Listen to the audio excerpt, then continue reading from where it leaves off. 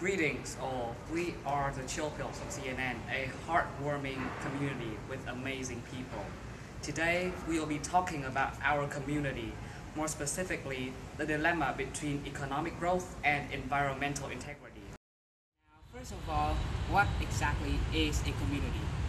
A community is a collection of people with certain things in common. For example, an area of living, a common interest, the same social level, or the same nationality. A school, for instance, is a community because there are complex social interactions and relationships, as well as a common interest in education among people. The society is one big and vibrant community with even more complexity and common interests. Therefore, there can never be such a thing as a perfect community, because there will always be imperfections and problems. And as part of a community, it is each and every person's job to fix it. And that is also why today, us the Chill Pills, we are talking about one of the problems facing our community, that is the dilemma between economic growth and environmental integrity. We'll go back a few centuries ago, shall we? To the infancy of the Industrial Revolution in Britain. London, the heart of the empire, was then a heavily polluted city. As factories burned coal and put out thick black smog, the amount of suspended particulate matter doubled in just 2 centuries. Yes, you heard it, 2 centuries. From the 1700s to the 1900s. The famous wall of 10th Downing Street got its status by the soot that covered it and all other London buildings at that time. Thames, the river we all know and love, the crystal clear, gorgeous river running through London, was back then a sewage river, filled with rubbish and human along with animal manure, plaguing the city with its horrific scent. That all seems so terrible, right? But no. All of that environmental degradation was a trade-off for improved quality of life. New sanitation techniques, new health codes, new building codes, public transportation, and all of those core things that make up our modern lives was built around that revolution, that environmental degradation. What did all the things I say have to do with Vietnam? Well, you see, our country is a developing nation. We have only started to converge into a more industrialized economy. So this makes the question between environmental integrity and economic growth even more pressing as days passed.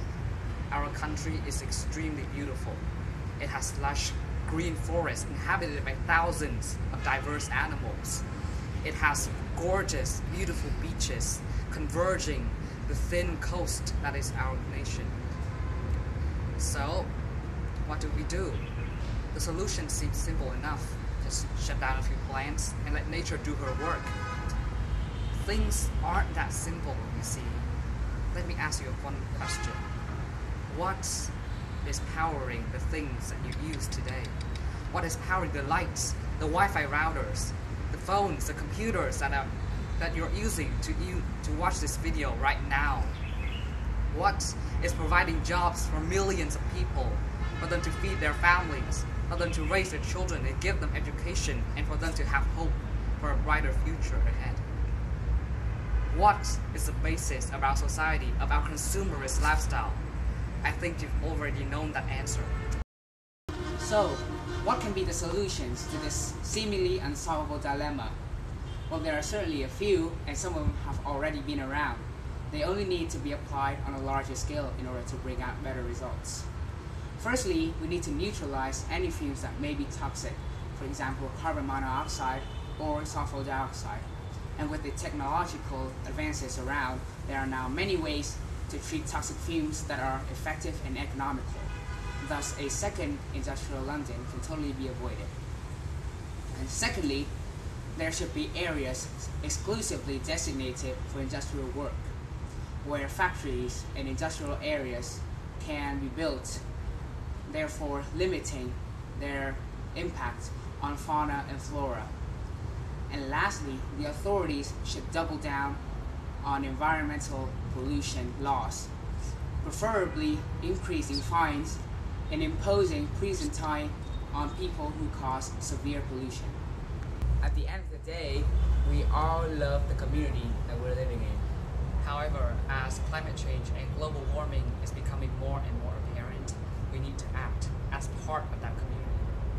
We were born from nature to nurture her, to let her prosper with us, not to stomp on her and to burn her down. And we hope that you find our video worth your time, and if you really do, we truly appreciate it.